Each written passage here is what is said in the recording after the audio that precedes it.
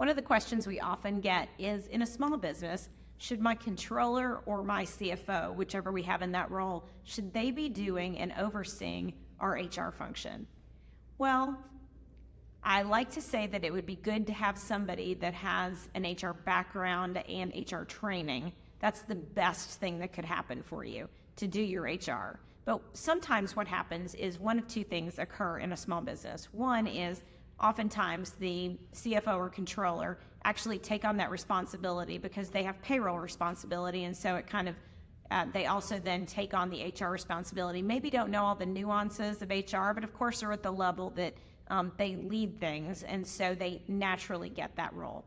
On the other hand, sometimes that HR role is, since there isn't anybody in the company doing it, that role is sometimes delegated to, say, an administrative professional that does onboarding documents, new hire paperwork. And all of a sudden we decide, hey, we need to train them in HR a little bit, so we send them to a week class, and they kind of have a little more knowledge. Now, neither of those people, whether it be the controller, CFO, or the administrative professional, they are not trained HR professionals, which requires lots of time, lots of skills, lots of training, lots of certification. And so we don't really want them to lead the HR function. So what do you do in this case? Well, you could do a couple of different things. You could hire a part-time HR person and have somebody work 10 hours a week.